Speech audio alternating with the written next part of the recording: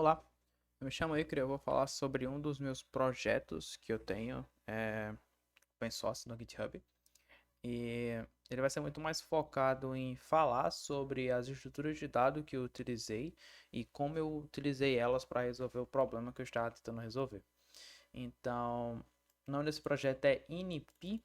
E por que INI-P? Porque INI é um tipo de arquivo. Se você vir aqui no Wikipedia e digitar INI, você vai ter esse arquivo aqui. Ele vai dizer que é um arquivo de configuração, mas você pode usar esse arquivo para qualquer coisa. E qual é a intenção desse arquivo?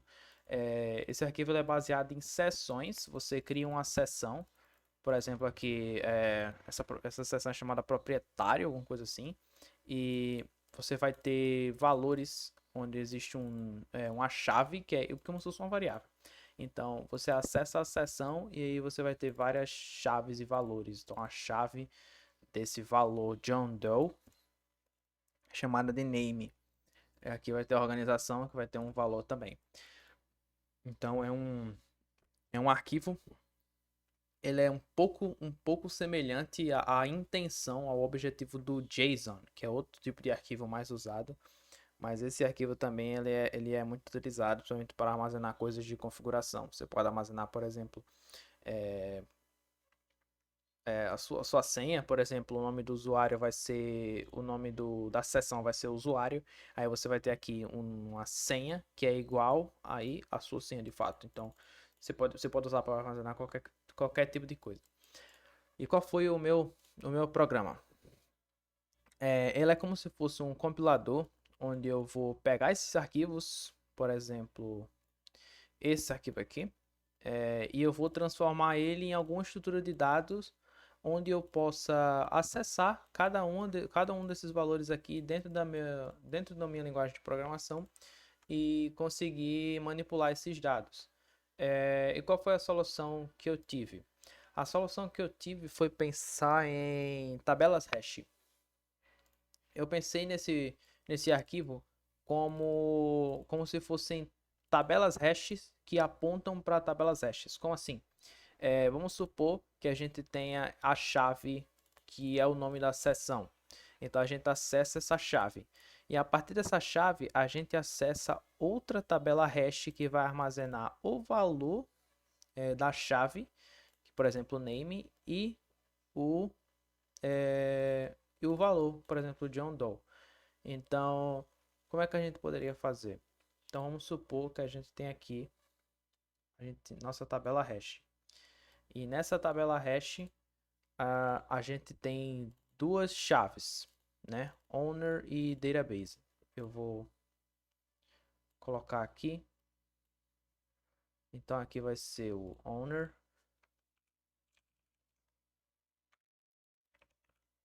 E aqui vai ser igual a database. Então, a gente tem a nossa tabela hash, a gente vai ter duas chaves, o owner e o database. A gente acessa em Python, por exemplo, vamos supor que a gente cria a tabela hash, só um exemplo, tá? Isso aqui não é um código válido. E aí a gente acessa, né, o owner dessa forma. E o que é que vai ter dentro desse owner? Outra tabela hash que vai armazenar agora esses valores intermediários aqui de dentro. Então, por exemplo, nome e organização.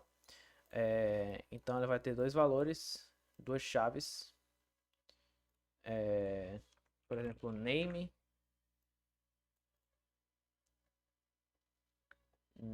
e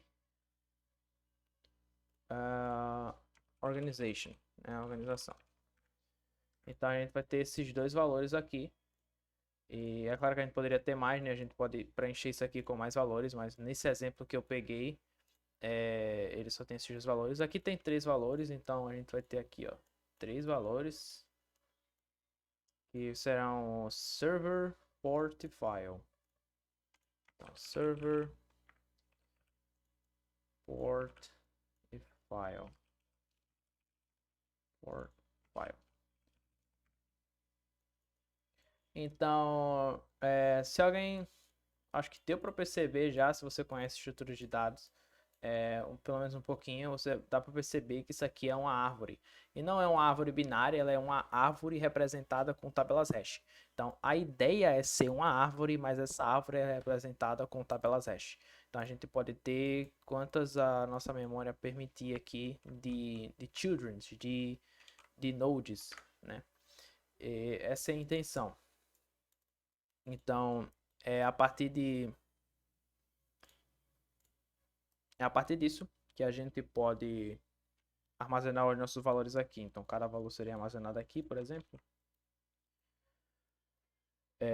Então, seria dessa maneira. Então, caso, por exemplo, quisesse acessar esse nome aqui, John Doe, eu iria, já que esse owner aqui, esse aqui, é outra tabela hash, a gente poderia usar mais um aqui, só que agora para name, né? Agora name. Então, assim a gente sabe que esse valor ele seria igual a o nome que seria o John Doe. Então, essa foi a minha ideia de como resolver o problema. Então, a ideia é utilizar tabelas hash para representar uma árvore, que seria essa aqui, a árvore que seria esse arquivo ini. Então, a gente pode até olhar no código, o problema é que esse código ele é escrito em Rust, então pode ser que não seja tão entendível que se fosse um Python da vida, por exemplo. Mas como é como se fosse um compilador, eu primeiro tenho o Lexer. O Lexer seria a transformação de cada passo, de cada passo não, de cada caractere ou de um conjunto de caracteres em uma série de tokens. Então, aqui eu tenho a open square bracket, que seria um colchete. Então, toda vez que eu encontrasse um colchete, eu armazenaria na minha lista de tokens, que seria essa aqui, que é um vetor de tokens. Eu armazenaria lá dentro, toda vez que eu encontrasse um colchete fechado, armazenaria lá dentro. Um sinal de igual, armazenaria lá dentro. E um valor seria tudo aquilo que estivesse entre aspas. Então, no meu programa, se a gente vê um exemplo válido, você pode vir aqui na parte exemplos, válido e exemplos. Então, esse aqui é um dos arquivos que o meu programa pode conseguir compilar e transformar toda essa estrutura aqui em uma tabela hash de tabelas hashes. Todo valor ele começa com aspas e fecha com aspas. Então, toda vez que eu encontrasse algo tipo assim, o meu programa ele ia lá e armazenar. Ele ia armazenar na lista de tokens como um valor. E tudo que estivesse dentro de colchetes, a gente iria armazenar como uma seção, que é um dos tokens aqui, ó, section name. E unknown seria um token inválido, algo que o meu compilador não conhece e ele ia dizer, olha, isso aqui não é válido, toma cuidado, veja o que é isso aí, é como se fosse um compilador normal. Então ele vai ter um aqui seria tudo aquilo que vem depois de um valor. Então, por exemplo, depois desses colchetes aqui, a gente esperaria um valor. Então, a gente pode ter uma série de valores. Pode ter mais de um. O que é que eu posso falar mais? Então, depois que a gente traduziu esse arquivo para uma série de tokens, uma lista de tokens, a gente vai usar um parser. O que seria um parser? Seria pegar esse arquivo, essa lista de tokens e começar a analisar e começar a criar ao longo da execução do nosso programa a nossa tabela hash. Então aqui é um pouco mais complexo, mas aí eu criei um loop para passar por todos os elementos do nosso por todos os elementos da nossa lista de tokens. E aí toda vez que ele encontrasse um colchete, né, um colchete aberto, ele iria ver se o próximo elemento seria o nome de uma seção. Se não for, eu geraria um erro. Nesse caso, se for, eu vou ver se não contém nenhum objeto, nenhum elemento, tipo um colchete aberto ou fechado lá dentro do nosso nome. Porque se tiver, a gente gera um erro, porque é um caractere inválido. Pode ter letra, número, traço, mas não pode ter esse elemento aqui, porque ele serve para fechar Ele serve para abrir e para fechar um nome de uma sessão. Caso contrário, se tiver tudo certo, a gente vai adicionar a sessão, uma sessão nova. Inicialmente a sessão ela é uma tabela hash vazia. E ao longo do nosso programa a gente vai lá e reacessa aquela tabela hash quando a gente encontra um valor para adicionar e adiciona lá de novo. Para ver qual foi a última sessão adicionada, eu usei uma pilha. A pilha é ótima para fazer isso porque ela sempre o último elemento foi o último armazenado, né? O primeiro elemento que a gente vê é o último que foi armazenado. Essa é a ordem da pilha. É assim que ela funciona. Então, se a gente for voltar no exemplo, botar aqui um exemplo, pode ser qualquer um. Então, toda vez que ele encontra uma seção, ele vai adicionar mais um na pilha. Ele vai adicionar essa seção na pilha. Porque quando a gente encontrar esse próximo valor, ele sabe em qual tabela hash representada por esse nome aqui. Esse nome vai ser a chave que a gente consegue acessar a seção dentro da tabela hash. Ele sabe qual é. E ele vai olhar esse valor e vai armazenar dentro dessa tabela hash. Então essa é a chave da tabela hash. Então é graças à pilha que eu consigo ver qual foi a última seção, qual é a seção atual que eu estou adicionando elementos, para evitar que esse elemento aqui não seja adicionado nessa tabela hash aqui. Ela tem que ser adicionada nessa aqui.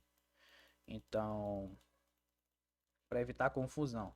E é claro que existe essa possibilidade de você fazer, né? De você colocar o nome da mesma seção, porque no final das contas ela iria adicionar na mesma tabela hash. Então isso aqui é o equivalente a você pegar isso aqui, essa linha 9 e colocar na linha 7.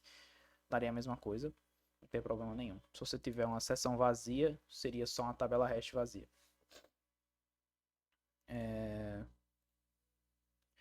Outra coisa,